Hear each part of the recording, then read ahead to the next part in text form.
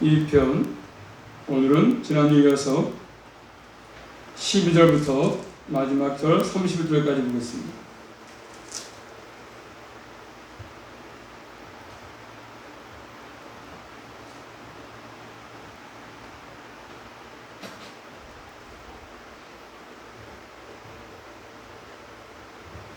시편 21편 12절부터 31절 한 절씩 말씀 받겠습니다. 816면, 817면. 많은 황소가 나를 에워싸며 바산의 힘센 소들이 나를 둘렀으며 내게 그 입을 벌림이 찢고 부르짖는 사자 같으니이다. 난 물같이 쏟아졌으며 내 모든 뼈는 어그러졌으며 내 마음은 촛밀 같아서 내 속에서 녹았으며 내 힘이 말라 질그릇 조각 같고 내 혀가 이틀에 붙었나이다. 주께서 또 나를 사망의 진토에 두셨나이다. 개들이 나를 에워쌌으며 악한 무리가 나를 둘러 내 수족을 찔렀나이다. 내가 내 모든 뼈를 쓸 수 있나이다. 저희가 나를 주목하여 보고 내 겉옷을 나누며 속옷을 제비 뽑나이다. 여호와여 멀리하지 마옵소서. 나의 힘이시여 속히 나를 도우소서. 내 영혼을 칼에서 건지시며 내 유일한 것을 개의 세력에서 구하소서. 나를 사자 입에서 구하소서. 주께서 내게 응답하시고 들소 뿔에서 구원하셨나이다. 내가 주의 이름을 형제에게 선포하고 회중에서 주를 찬송하리이다. 여호와를 두려워하여 너희 그를 찬송할지어다. 야곱의 모든 자손에게 그에게 영광을 돌릴지어다. 너희 이스라엘 모든 자손이여 그를 경외할지어다. 그는 권고한 자의 권고를 멸시하거나 싫어하지 아니하시며 그 얼굴을 저기에서 숨기지 아니하시고 부르짖을 때에 들으셨도다. 대회 중에 나의 찬송은 주께서 온 것이니 주를 경외하는 자 앞에서 나의 서원을 갚으리이다. 겸손한 자는 먹고 배부를 것이며 여호와를 찾는 자는 그를 찬송할 것이라. 너희 마음은 영원히 살지어다. 땅의 모든 끝이 여호와를 기억하고 돌아오며 열방의 모든 족속이 주의 앞에 경배하리니 나라는 여호와의 것이요 여호와는 열방의 주지이시미로다. 세상의 모든 풍피한 자가 먹고 경배할 것이요 진토에 내려가는 자 곧 자기 영혼에 살리지 못한 자도 다 그 앞에 절하리로다. 후손이 그를 봉사할 것이요 대대의 주를 전할 것이며 와서 그 공의에 장찬할 백성에게 전하며 주께서 이를 행하셨다 할 것이로다. 아멘. 기도하겠습니다. 하나님 감사합니다. 저희를 사랑하셔서 복된 자리에 불러주시고 감사합니다. 이 한 사람도 주의 말씀을 전하고 들을 때인데 성령께서 역사하셔서 올바른 진리의 말씀을 바로 분별하게 하시고 또 올바르게 잘 깨닫게 하셔서 우리의 삶 현장에서 말씀이 기억나게 하심으로 넉넉히 주와 함께 승리를 부를 수만 있도록 은총으로 충만하게 허락하여 주시옵소서. 나라가 심히 어렵습니다. 또 전 세계가 코로나19를 통해서 팬데믹 가운데 빠져 있습니다. 치료약이 나오지 않아서 어려운 가운데 있습니다. 주님께서 불쌍히 여기셔서 다시 한번 대한민국이 주의 도우심으로 모든 것들이 회복될 수 있도록 교회가 회복될 수 있도록 예배가 회복될 수 있도록 하나님의 친히 모든 것들을 주관하시고 긍휼을 베풀어 주시옵소서. 예수 그리스도 이름으로 감사하며 기도 올리옵나이다.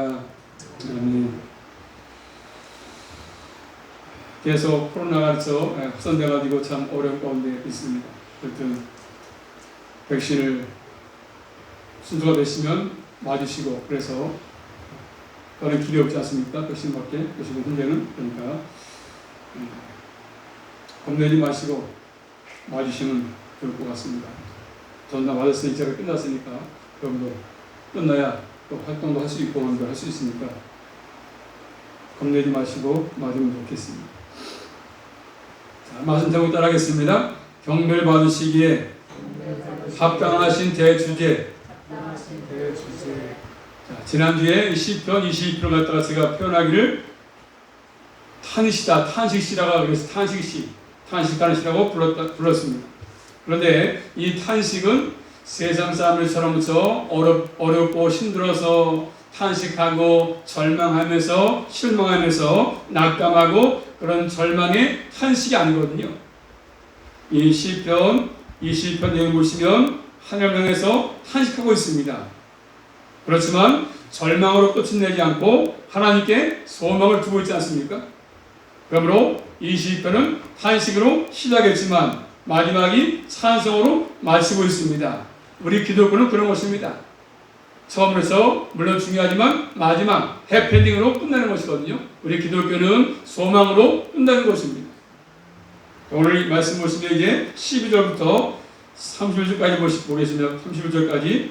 자, 12절부터 마지막까지 보시면 이 부분을 두 부분 나눌 수 있어요. 두 부분으로. 자, 첫 번째 12절부터 21절까지는 고난받는 사람이 나오지 않습니까? 고난받는 사람이 나옵니다. 깊은 절망에 빠질 수 있는 상황이 우리 머릿속에 그려지고 있습니다.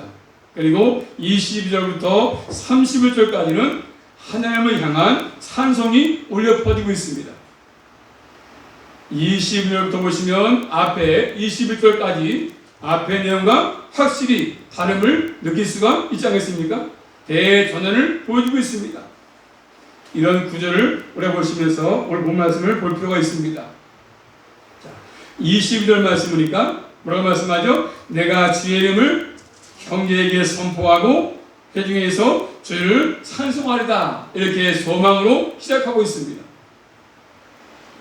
자, 첫 번째로 고난받는 사람 말씀, 고난받는 사람 있지 않습니까? 12절부터 21절 말씀 보시면 고난받는 사람이 등장하고 있습니다.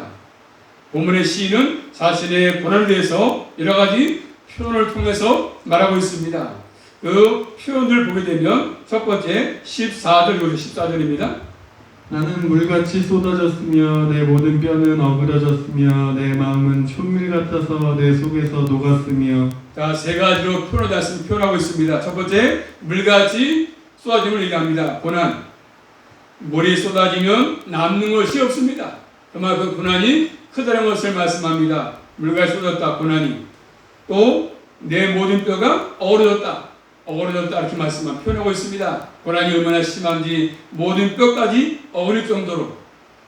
또 내 마음은 뭐가 있습니까? 초밀 같아서 밀랍 같아서 밀랍, 초같이 녹았다 말씀합니다. 마음의 용기가 사라진 것입니다. 이만큼 고난이 크다는 것을 잘 표현해 주고 있습니다.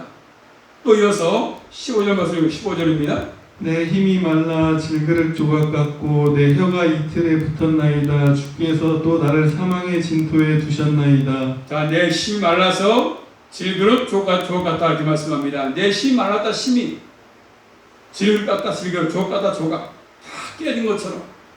또 15절 말씀보니까 내 혀가 이틀에 붙었다, 입 천장에 붙었다고 말씀합니다. 그 심한 고통을 표현한 것이지 않습니까? 또 15절 말씀이니까 사망의 진토에 놓여있다. 죽음의 진토에 놓여있다. 죽음에. 그렇게 지금 고난받는 시인은 자신을 표현하고 있습니다. 또 16절 말씀 보시면 애들이 나를 에워쌌으며 악한 무리가 나를 둘러 내 수족을 찔렀나이다. 자, 수족에 찔렸다고 말씀하지 않습니까? 짐승에 의해서 찢김을 묘사한 것입니다. 짐승에 찢기는 것처럼 극심한 고통을 표현해주고 있습니다. 또 17절 말씀 보시면 내가 내 모든 뼈를 셀 수 있나이다. 저희가 나를 주목하여 보고. 내 모든 뼈를 내가 셀 수가 있다. 뼈가 튀어나와가지고 그렇죠. 다 보일지경입니다. 뼈가 튀어나와서 보일지경으로 극심한 고난 가운데 빠져있지 않습니까? 또 18절 말씀 보시면 내 겉옷을 나누며 속옷을 제비 뽑나이다. 내 겉옷을 나누면서 속옷을 제비 뽑는다고 말씀합니다. 지금은 저 옷이 흔하지만 옛날에 저 옷이 얼마나 귀하겠습니까? 그래서 선물로도 주는 것이고 또 전쟁에서 나가 승리하면 옷을 가져와서 절품으로 취했거든요. 그만큼 옷이 귀한 옷이었습니다. 예수님이 십자가 들어갈 때에서 그 한 벌 입었던 옷을 많은 사람들이 찢으면서 각기 나눴습니다. 각기를 꺼냈습니다. 그 모습을 보여주고 있지 않습니까? 이런 고난, 이런 어려움 가운데 지금 시인은 처해 있습니다. 다양하게 표현하면서 자신의 고난을 얘기하고 있습니다.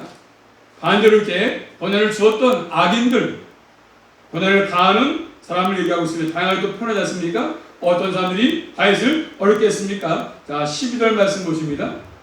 많은 황소가 나를 에워싸며 바산의 힘센 소들이 나를 둘렀으며 자, 많은 황소가 그 많은 바산의 힘센 소들이 큰 소를 생산한 지역이거든요. 바산은 그 소들은 뿔로 상대를 괴롭히는 아주 포악한 존재입니다.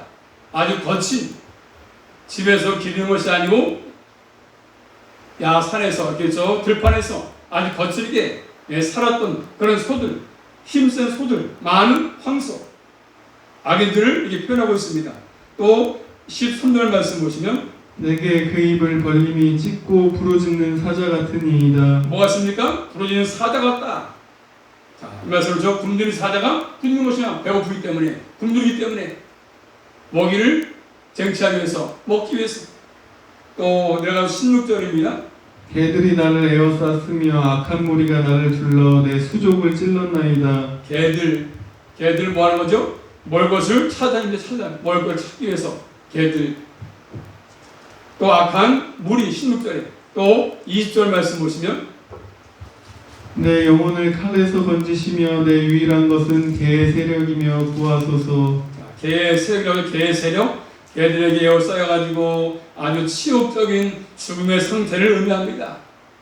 이렇게 고난을 가했던 다윗에게 어려움을 줬던 인물들 많이 있지 않습니까? 뭐 사울이 있을 것이고 그 밑에 또 그래서 신하도 있을 것이고 그런데 이렇게 무엇을 위해서 고난을 받으면서도 특징인 것은 무엇입니까? 말씀 보시면 알겠지만 다윗은 자신의 죄를 회개하지 않습니다. 자신의 죄를 인정하지 않습니다. 왜냐하면 하나님 앞에 죄를 지은 사실이 없거든요. 지금 받은 고난들이 자신의 지은 죄 때문에 받는 것이 아니기 때문입니다. 자신이 하나님 앞에 죄를 지었다는 죄의식이 없습니다. 결국 본문의 시인은 당하는 고난은 자신이 지었던 죄 때문이 아닌 것을 잘 표현해주고 있지 않습니까? 그래서 우리가 이 땅에 살면서 고난받을 때, 어려움을 당할 때 항상 내가 죄를 져가지고 받는 것은 아니거든요. 죄를 안 졌어도 믿음으로 살아도 이런 고난이 어려움이 나게 올 수 있다는 사실입니다. 자, 신약성경 베드로전서 2장 19절 20절 말씀 보시면 읽어주세요. 애매히 고난을 받아도 하나님을 생각함으로 슬픔을 참으면 이는 아름다우나 제가 있어 매를 맞고 참으면 무슨 칭찬이 있으리요. 오직 선을 행함으로 고난을 받고 참으면 이는 하나님 앞에 아름다우니라. 아멘. 뭐라고 말씀하죠? 죄가 일시 매를 맞는 것이 있다. 죄를 지었기 때문에 그런 고난이 있다고 말씀하십니다. 반대로 부당하게 합당하게 이유 없이 죄를 안 졌어도 매를 맞을 정당한 이유가 없어도 받는 고난이 있다고 말씀하지 않습니까? 자, 오늘 본문에서는 고난받는 사람은 죄가 있어 받는 고난이 아닌 것을 말씀합니다. 아주 부당하게 받는 고난 아니겠습니까? 오히려 어려운 사람으로서 고난을 당하고 있다는 사실을 잘 보여주고 있습니다. 오히려 저희 땅에서 지금도 마찬가지 아니겠습니까? 어렵게 살면, 믿음으로 살면 결국 고난을 당할 수밖에 없습니다. 핍박을 받을 수밖에 없는 것입니다. 악인들이 가만두지 않습니다. 믿음으로 살면 우리 넘어뜨리기 위해서 말로 그래서 협박하고 공갈을 쓰고 이 시편 22편은 지난주에 말씀드린 것처럼 예수님께서 십자가의 고통을 당하실 때 깊이 성했던 시편입니다. 이 시편은 예수님의 고난의 성격을 잘 보여주고 있습니다. 예수님은 어려운 분이십니다. 예수님은 태어나면서부터 성령으로 잉태가 되지 않았습니까? 전 생에 걸쳐가지고 하나님 앞에서 죄가 없는 분이셨습니다. 그렇지만 예수님의 땅에서 많은 고난을 당했습니다. 죄도 없지만 태어나자 얼마 되지 않아서 애굽으로 피난하면서부터 시작해가지고 많은 고난을 예수님은 당하셨습니다. 특별히 공생의 사역을 시작하는 동안에 예수님에게 미쳤다 이런 소리까지 들으면서 또 바리새인들의 위협까지 여러 가지 민중의 위협까지 당했습니다. 예수님은 철저하게 죄가 없지만 고난을 당했습니다. 핍박을 받았습니다. 미쳤다고 소리를 들었습니다. 그래서 결국 십자가에서 절정의 고난을 겪었습니다. 이것은 바로 예수님이 자신의 죄 때문이 아니라 바로 저와 여러분의 죄 때문에 고난을 당하신 것이죠. 나의 죄를 짊어진 것 때문입니다. 예수님은 죄가 없습니다. 우리의 죄 때문에 그렇게 고난을 당하신 것입니다. 그래서 베드로전서 2장 20절부터 보시면 말씀 보십니다. 저는 죄를 범치 아니하시고 그 입에 괴사도 없으시며 욕을 받으시되 대신 욕하지 아니하시고 고난을 받으시되 위협하지 아니하시고 오직 공의로 심판하시는 자에게 부탁하시며. 아멘. 그래서 죄를 범치 아니하셨다. 바로 또 입에 괴사도 없다. 거짓말도 없이 물으시다. 그러나 욕을 당하셨고는 당했다고 말씀하십니다. 누구 때문에 하고요? 나 때문에, 우리의 죄 때문에 고난을 당하신 것입니다. 주님께 맡기면서 그 모든 고난을 십자가로 지신 것들이죠. 우리 예수 믿는 그리스도는 마찬가지입니다. 이 땅에서 예수님 믿고 예수님을 따르면 이런 성격의 고난이 있음을 분명히 성경은 말씀해 주고 있습니다. 예수 믿으면 믿음의 삶을 살면 아무 고난도 없고 그저 평탄하고 모두 다 잘되고 출세하고 성공하고 이런 것이 아니라, 그렇다고 해서 예수님의 십자가의 고난을 받는 것은 우리가 아니지 않습니까? 예수님 똑같이 우리는 예수님의 십자가의 고난은 대속의 고난이기 때문에 예수님 외에는 그 누구도 질 수가 없습니다. 우리는 예수님께서 말씀한 대로 한번 따라하겠습니다. 자기 십자가를 지고 자기를 부인하고 주님을 따라가야 되는 것이죠. 자기 십자가를 지는 것입니다. 대속의 십자가가 아니라 우리는 자기 십자가. 십자가를 지고 따라갈 때 고난이 따를 수가 있습니다. 그래서 마태복음 5장 10절부터 말씀 보시면 의를 위해서, 주님을 위해서 살면 핍박이 오고 욕도 얻어먹고 악한 말도 듣는다고 말씀하십니다. 예수 믿는 것 때문에 악한 말도 듣고 핍박도 받고 고난도 오고 주님의 사기 때문에 그런 것입니다. 많은 고난 속에서 사겠던 사도 바울이 있지 않습니까? 사도행전 14장 22절 말씀을 이렇게 말씀합니다. 우리가 하나님의 나라에 들어가려면 많은 환난을 겪어야 할 것이다, 이렇게 말씀했습니다.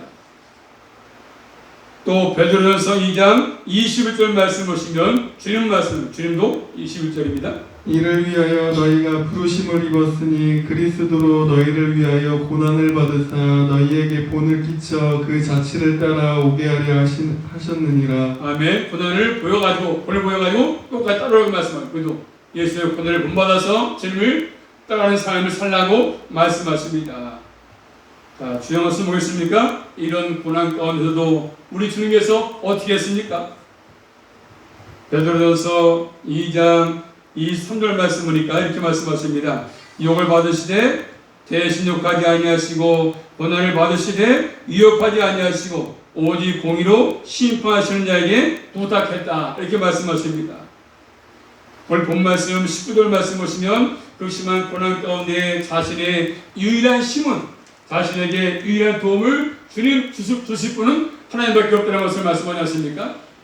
오늘 본문에 시인이 어려움을 당할 때, 고난 당할 때 나에게 힘이 되는 분은, 나에게 도움을 주는 분은 사람이 아니라 유일하신 하나님밖에 없다는 것을 고백하고 있습니다. 자, 19절 말씀 보시면 나의 힘이시여 속히 나를 도우소서 하지 않습니까?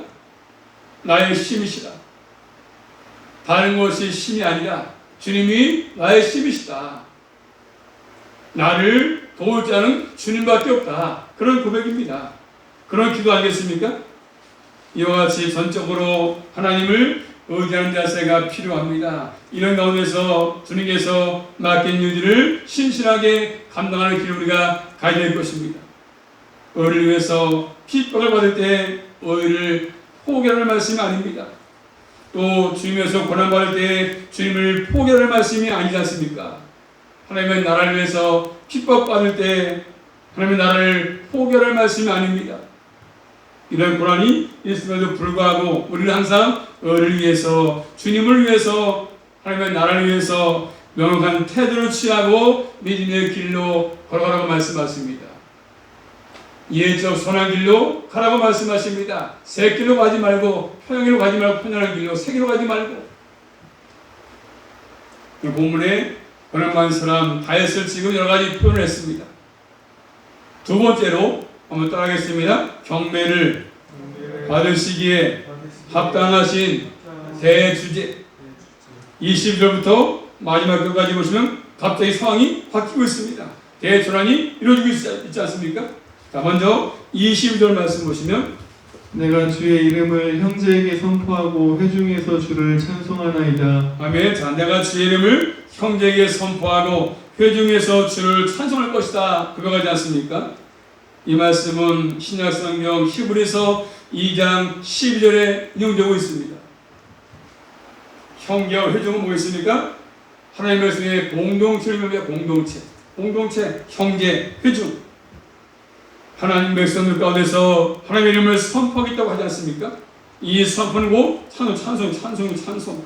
사망의 진토에 놓였던 신음하는 소리에서 이제는 찬양하는 소리로 바뀌고 있지 않습니까? 찬송하는 소리로 주의 이름을 높이고 있습니다. 고난 가운데 있었지만 하나님을 의지하고 하나님께 기도했을 때 하나님이 응답했음을 잘 보여주고 있습니다. 고난 가운데 있을 때 하나님께서 외면하지 아니하시고 붙들었음을 본문에서 알 수 있지 않습니까? 그래서 20절 말씀이니까 주께서 내게 응답하셨다. 응답했다. 완료 시제입니다. 하나님께서 의를 위해서 고난 사람들을 붙들어주심을 우리가 알 수 있지 않습니까? 우리가 이 땅에 살 때 의를 위해서 핍박받고 어려움을 당할 때 주를 붙들고 나가면 하나님이 나를 함께 하셔서 붙들어가지고 끝까지 승리하실 것을 잘 교훈해주고 있습니다. 그래서 25절 말씀 보시면 하나님을 경외하고 26절에 하나님을 찾는 자에게 또 하나님께서는 그 얼굴을 숨기지 않는다고 말씀하십니다. 하나님을 잘 경외하고 하나님을 찾는 자에게 얼굴을 숨기지 아니하신다. 또 24절 말씀 보시면 하나님께 부르짖을 때 하나님이 들으신다고 들으신다고. 겸손한 자는 하나님을 찬자입니다. 겸손한 자 하나님을 찬자입니다.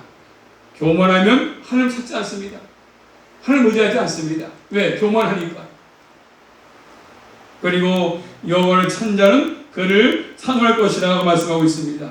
또 25절 말씀 보시면 큰 회중 가운데서 나의 찬송은 주께로부터 온 것이라고 말씀합니다. 한번 따라하겠습니다. 찬송은 주께로부터 오는 것입니다.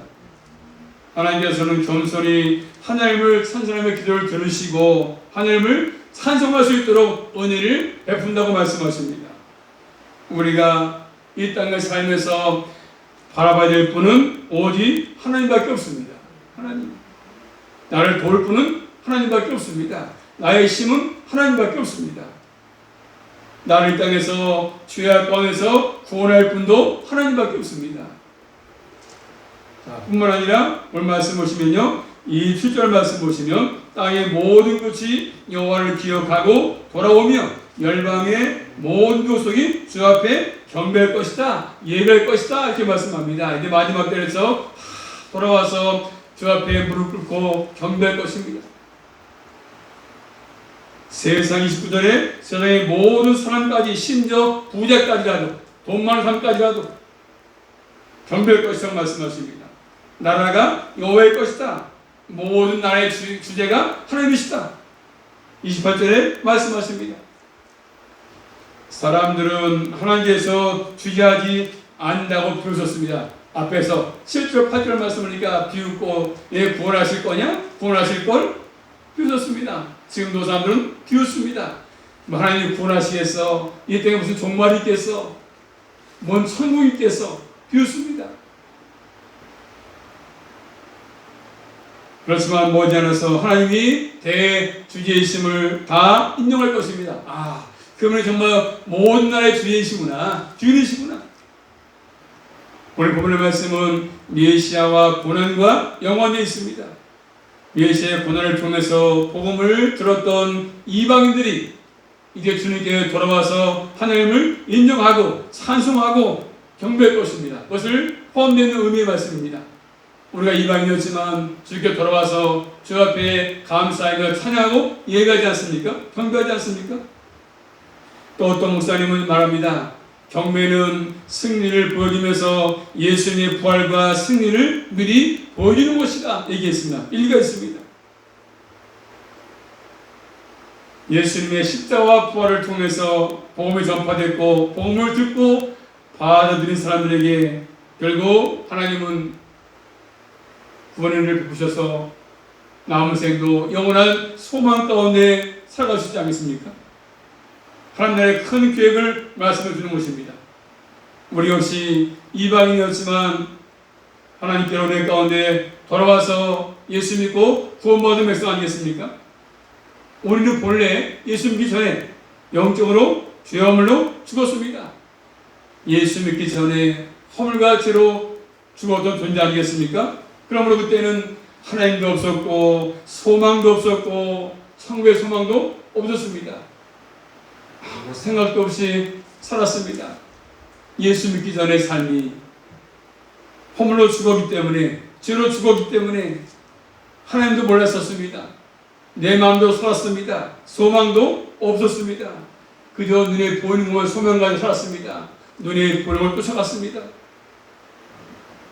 이런 우리에게 복음을 듣게 하시고 예수 그리스도를 말미암아서 하나님의 자녀로 삼아주신 거 아니겠습니까? 이 은혜 깨닫는 것이 얼마나 귀하겠습니까? 다른 것은 몰라도 예수 믿게 된 거 가장 큰 복 아니겠습니까? 하늘의 소망 가게 된 거. 하나님께서 이렇게 하신 중요한 목적이 뭐겠습니까? 본문을 보시면 하나님을 경배하라고 주님만을 의지하고 신뢰하라고 말씀하시는 것들입니다. 하나님을 찬송하라고 말씀하시는 것들입니다. 참으로 하나님의 은혜를 아는 사람이 한다면 하나님을 경배하지 않을 수 없습니다. 은혜를 아는 사람은 하나님께 경배할 수밖에 없습니다. 주님을 섬길 수밖에 없습니다. 주님을 신뢰할 수밖에 없잖아요. 이 사실을 알지 못하니까, 은혜를 알지 못하니까 하나님을 섬기지 않고 하나님을 경배하지 않고 사는 것이죠. 요즘 시대를 바라보게 되면 가면 갈수록 하나님을 경외하는 삶을 잃어버리고 있습니다. 하나님을 경외하지 않습니다. 점점 주님과 멀리합니다. 공적인 예배를 소홀히 합니다. 아주 쉽게 찾아볼 수 있지 않습니까? 현재 시대에 일상생활 속에서 하나님을 섬기는 사람의 모습을 찾아보기 어렵습니다. 찬송을 드린다고 하면서도 결국 하나님의 어떠하심을 고백하고 하나님을 높이고 하나님을 기리는 것이 아니라 우리가 전 노래 찬양을 부른다고 한다면 잘 부르네, 너무 잘하는데 여기만 관심이 있지 그 찬양 하나님이 받으시냐는 관심이 없습니다. 서로 얘기하는 것이 나 참 듣기 좋았어, 잘 부르는데 여기만 관심이 있지 하나님이 받으시냐는 관심이 없다는 사실이죠. 우리 모두는 이 사실을 기억하고 모든 것들의 주이신 주님께서 받으시는 것 중요합니다. 예배도 하나님이 받으시는 것들이 중요하지 않겠습니까?